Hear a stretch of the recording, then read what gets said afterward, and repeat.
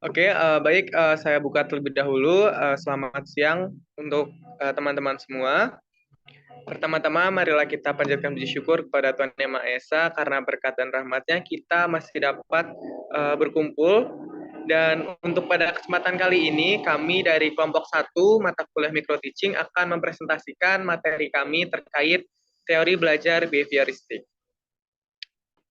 Baik, untuk kita akan langsung untuk kelompok 1 sendiri terdiri dari saya, Elias Nugraha Saputra, kemudian ada Fatma Aulia, Nimade Firna Parvati, Raya Diva Mawarni, Salsabila Maharani, dan Salma Konita.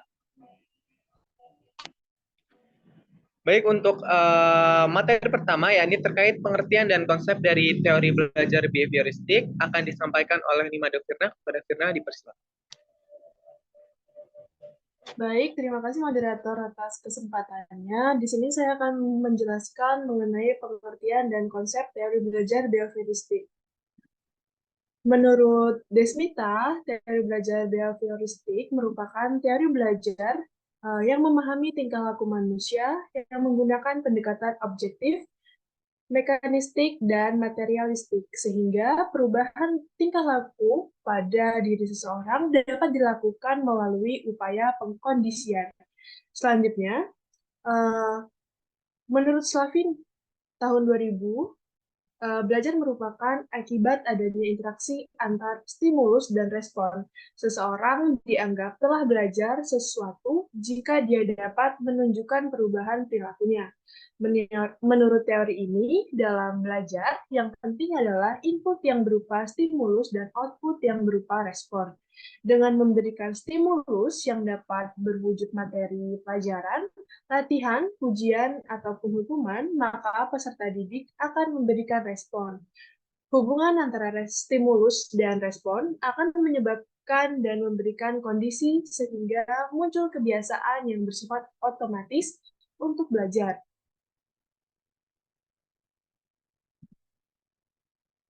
Selanjutnya, ada pengertian dan konsep menurut King tahun 2010. Teori behaviorism menekankan pada kajian ilmiah mengenai berbagai respon perilaku yang dapat diamati dan penentu lingkungannya. Dengan kata lain, perilaku memusatkan pada interaksi dengan lingkungannya yang dapat dilihat dan diukur. Prinsip-prinsip perilaku diterapkan secara luas untuk membantu orang-orang mengubah perilakunya ke arah yang lebih baik. Mungkin itu saja yang dapat saya sampaikan. Saya kembalikan kepada moderator.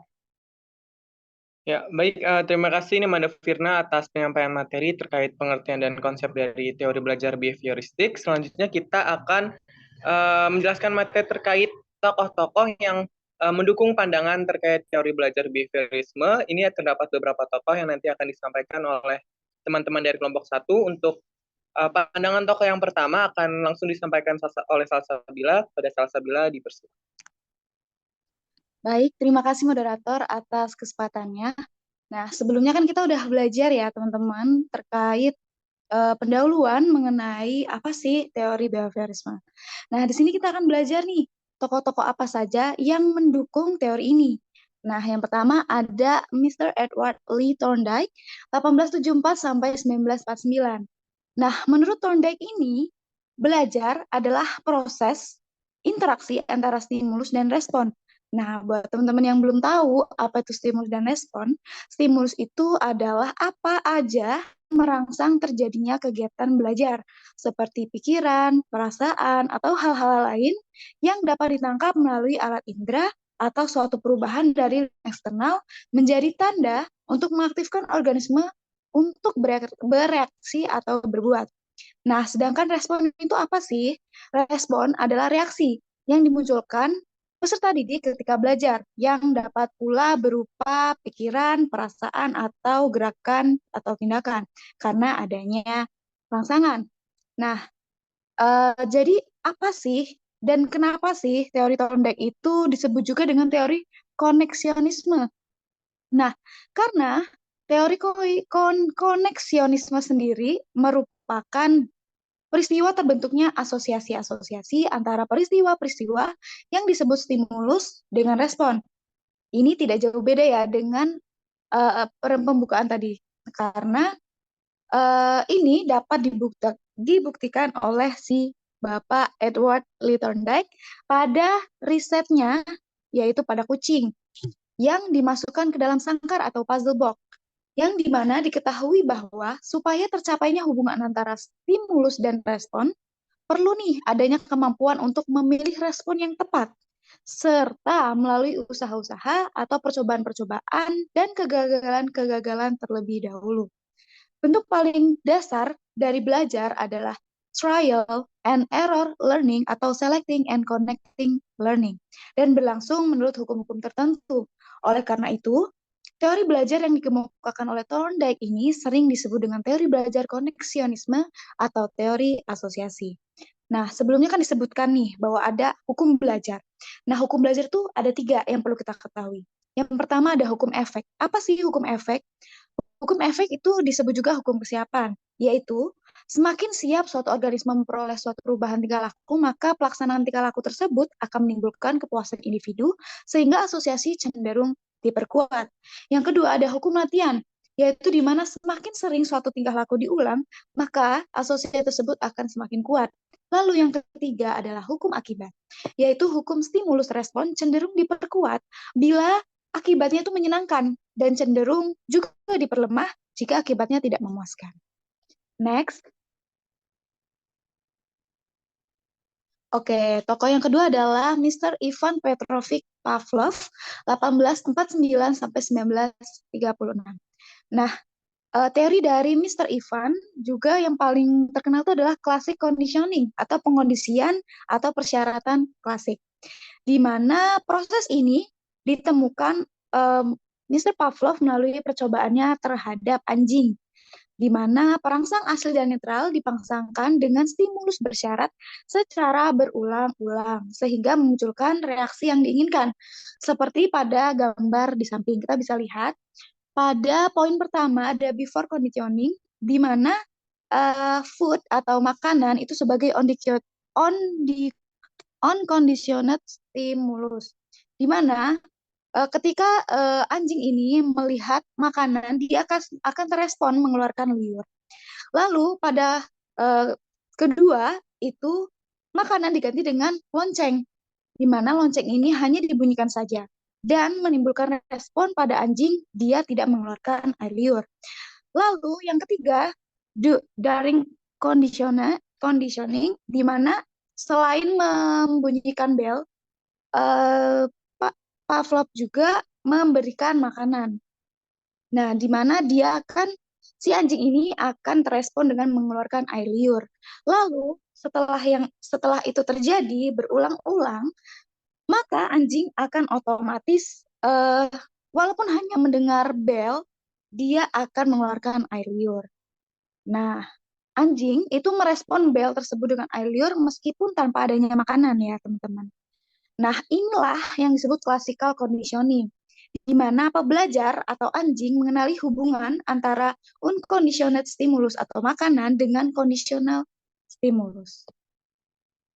Nah, dari eksperimen Pavlov, setelah pengkondisian atau pembiasaan dapat diketahui bahwa ketika sesuatu yang diulang-ulang itu dapat diartikan sebagai suatu pembelajaran. Next.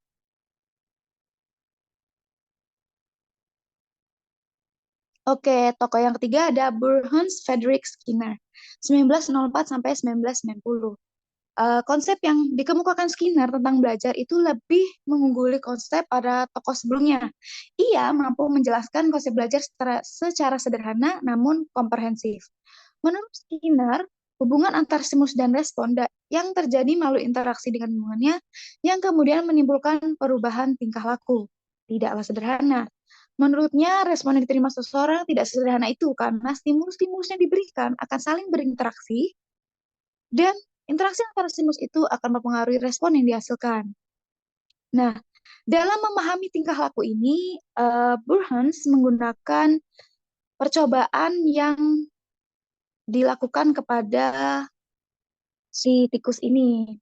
Nah, melalui penelitian dengan menggunakan seekor tikus, tikus itu dijadikan sebagai bahan penelitian dan percobaan yang diletakkan di dalam sebuah peti yang dinamakan Skinner box atau kotak Skinner, di mana kotak Skinner ini terdiri dari 2 macam komponen utama, yaitu manipulandum dan alat pemberian reinforcement. Pada dasarnya, kedua komponen utama itu sangat berkaitan, sehingga bisa menciptakan kotak Skinner yang ideal. Manipulandum adalah suatu komponen yang bisa dimanipulasi serta setiap gerakannya sangat berkaitan dengan reinforcement. Komponen-komponen yang ada di Skinner box berupa tombol, pengungkit, dan jeruji. Ketika seekor tikus berada di dalam kotak Skinner ini, maka tikus tersebut akan mencari jalan-jalan mengelilingi kotak Skinner untuk mendapatkan hal yang diinginkan. Kemudian setelah mengelilingi kotak Skinner, tikus tersebut memunculkan tingkah laku yang menyebabkan tombol pengungkit tertekan. Ketika tombol pengungkit tertekan, maka keluarlah butir-butir makanan yang kemudian masuk ke dalam kotak Skinner. Nah, ini disebut teori pengkondisian operan atau operan conditioning, di mana adanya perubahan perilaku yang dibarengi dengan stimulus penguat, sehingga kekuatan perilaku itu akan meningkat. Sekian dari saya kembalikan ke moderator. Ya, baik. Terima kasih Kak Salsabila atas penyampaian materinya. Untuk tokoh yang keempat, yakni John Watson. Jadi John Watson ini merupakan pendiri dari aliran behaviorisme yang berasal dari Amerika Serikat, sehingga beliau ini dikenal sebagai behavioris murni. Lalu, pandangan dari Watson terkait teori behaviorisme, menurut Watson, menekankan pada pentingnya pendidikan dalam perkembangan tingkah laku, sehingga apabila kita memberikan kondisi tertentu di dalam pembelajaran, akan membuat anak ini mempunyai sifat-sifat tertentu. Selanjutnya. Nah, untuk percobaan atau eksperimen yang dilakukan oleh Watson pada tahun 1920, Watson ini melakukan percobaan yang disebut dengan percobaan Little Albert. Nah, apa sih percobaan Little Albert? Nah, penelitian ini ditunjukkan untuk menunjukkan bahwa ilmu sains dan ilmu psikologi ini dapat digabungkan sehingga yang berkaitan dengan pembelajaran manusia. Nah, kenapa disebut Little Albert? Karena subjeknya ini berupa bayi berusia 11 bulan yang bernama Albert. Nah, pada kondisi awal, Albert ini tidak takut dengan tikus putih. Kemudian Watson ingin mengetahui apakah rasa takut dalam diri ini bisa ditanamkan atau diciptakan ke dalam diri Albert. Dari rasa ingin tahu itu, Watson mulai melakukan serangkaian eksperimen. Cara yang dilakukan yakni dengan mendekatkan Albert dengan tikus putih. Awalnya Albert ini tidak takut dengan adanya tikus putih di dekatnya. Namun apabila lalu Watson menambahkan mengiringi dengan pukulan baja yang sangat kuat di belakang kepala Albert. Akibat bunyi dari pukulan baja tersebut, Albert muncul rasa takut dan tertekan di dalam diri Albert. Kemudian kondisi tersebut menimbulkan ketakutan dalam diri Albert. Lalu untuk dicoba lagi dalam stimulus yang lain berupa kelinci atau mantel yang berbulu putih, menunjukkan bahwa Albert juga ini merasakan ketakutan karena adanya bunyi pukulan baja.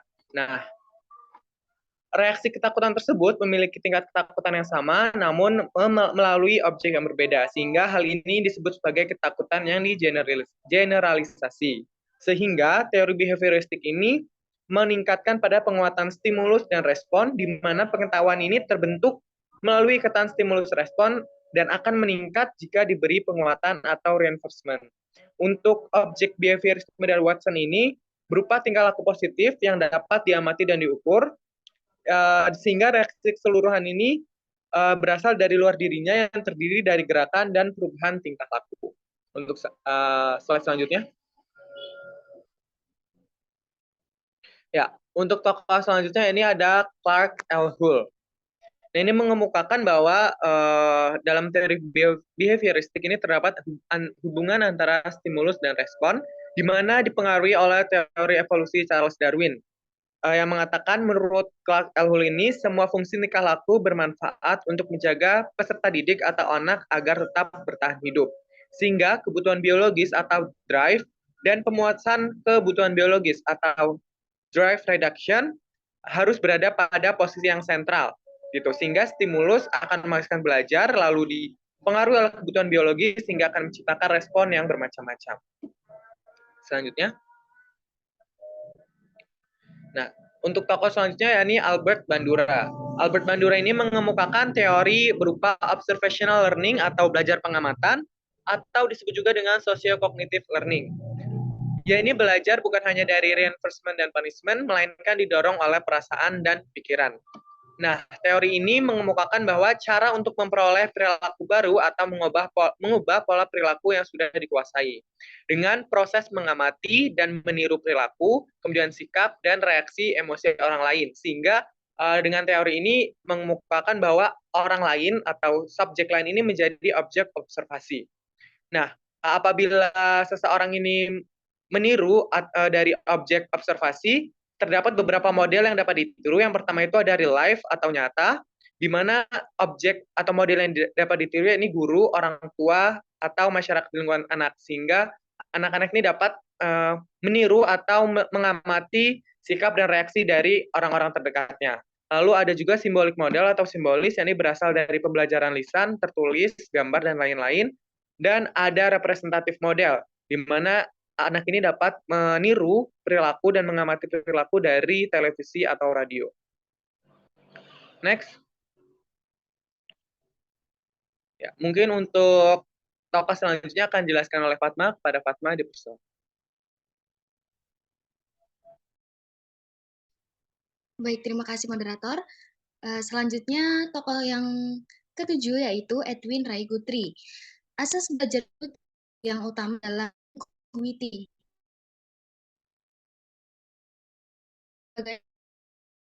Hal-hal terus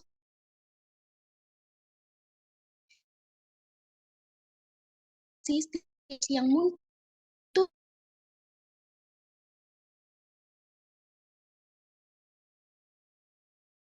antara stimulus dan respon. Hubungan antara dan respon itu bersifat sementara. Oleh karena itu, dalam kegiatan belajar, peserta didik perlu sesering mungkin diberi stimulus agar hubungan stimulus dan respon bersifat lebih kuat dan menetap. Guthrie juga percaya bahwa hukuman atau punishment memegang peran yang penting dalam proses pembelajaran. Hukum yang diberikan pada saat yang tepat akan mampu mengubah tingkah laku seseorang. Saran utama dari teori ini adalah guru harus dapat mengasosiasi stimulus respon secara tepat. Selain itu, siswa harus dibimbing melakukan apa yang dipelajari. Dalam mengelola kelas, guru tidak boleh memberikan tugas yang mungkin diabaikan oleh anak didik. Sekian, saya kembalikan kepada moderator. Baik, terima kasih Fatma atas penjelasan materinya. Untuk subbab selanjutnya terkait kelebihan dan kekurangan teori behaviorisme akan disampaikan oleh Raya Diva. Kepada Raya, dipersilakan. Baik, terima kasih atas kesempatannya. Di sini saya akan menjelaskan mengenai kelebihan dari teori behaviorisme. Nah, seperti yang telah dijelaskan sebelumnya oleh tokoh-tokoh penjelas sebelumnya, yaitu dari kelebihan-kelebihan teori behaviorisme itu yang pertama ada membiasakan guru untuk bersikap jeli dan peka terhadap situasi dan kondisi belajar. Yang kedua, dapat mengganti stimulus yang satu dengan stimulus yang lainnya, dan seterusnya sampai respon yang diinginkan muncul. Dan yang ketiga, teori behaviorisme ini cocok untuk memperoleh kemampuan yang membutuhkan praktek dan pembiasaan yang mengandung unsur-unsur kecepatan, spontanitas, dan daya tahan. Yang keempat, mampu membentuk suatu perilaku yang diinginkan mendapatkan pengakuan positif. Next. Kemudian di sisi kelebihan ada kekurangan dari teori behaviorisme, yaitu yang pertama, sebuah konsekuensi untuk menyusun bahan pelajaran dalam bentuk yang sudah siap. Kemudian yang kedua, tidak setiap pelajaran dapat menggunakan metode atau teori behaviorisme ini. Kemudian yang ketiga, murid berperan sebagai pendengar dalam proses pembelajaran dan menghafalkan apa yang didengar dan dipandang sebagai cara belajar yang efektif. Yang keempat, penggunaan hukuman yang sangat dihindari oleh para tokoh behavioristik justru dianggap sebagai metode yang paling efektif untuk menertibkan siswa. Yang terakhir yaitu murid dipandang pasif, perlu motivasi dari luar, dan sangat dipengaruhi oleh penguatan yang diberikan oleh guru. Sekian yang dapat saya sampaikan, saya kembalikan kepada moderator. Baik, terima kasih Raya Diva atas penjelasan terkait materi kelebihan dan kekurangan dari teori behaviorisme. Selanjutnya, yakni subbab terakhir terkait penerapan atau aplikasi dari teori belajar behaviorisme dalam pembelajaran akan dijelaskan oleh Salma Konita. Kepada Salma, dipersilakan. Baik, terima kasih atas kesempatannya, moderator. Di sini saya akan menjelaskan terkait penerapan teori belajar behaviorisme dalam pembelajaran. Penerapan teori belajar behaviorisme adalah seorang guru dapat memberikan banyak rangsangan atau stimulus kepada siswa sehingga siswa dapat merespon secara positif.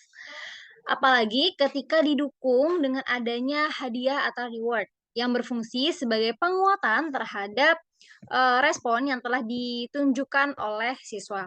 Kemudian selanjutnya ada beberapa hal yang bisa dilakukan oleh seorang guru untuk penerapan teori belajar behaviorisme. Yang pertama adalah menganalisis kemampuan awal dan karakter anak. Nah, ini berfungsi agar anak memiliki sejumlah kompetensi sebagaimana yang telah diterapkan dalam standar kompetensi dasar.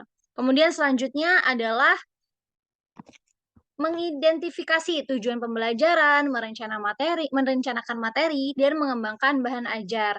Ini untuk memberikan layanan pembelajaran yang tepat kepada seluruh siswa. Kemudian selanjutnya adalah menganalisis respon pembelajaran, kemudian memberikan penguatan, baik penguatan positif ataupun penguatan negatif, dan yang terakhir adalah merevisi kegiatan pembelajaran. Sehingga penerapan teori belajar behaviorisme dapat diterapkan dengan baik dalam pembelajaran. Selanjutnya akan saya berikan kepada moderator. Baik, terima kasih ya Salma Konita atas penjelasan terkait subbab terakhir. Kita sudah sampai pada akhir sesi presentasi dari kelompok kami. Di sini saya akan menyampaikan kesimpulan dari presentasi kelompok kami. Kesimpulannya, yakni teori behaviorisme adalah teori belajar yang menekankan pada tingkah laku manusia sebagai akibat dari adanya interaksi antara stimulus dan respon. Kemudian fokus utama dalam teori belajar ini adalah perilaku yang terlihat dan penyebab luar yang menstimulasinya. Kemudian teori belajar behavioristik dengan model hubungan stimulus-respon mendudukan siswa yang belajar sebagai individu yang pasif.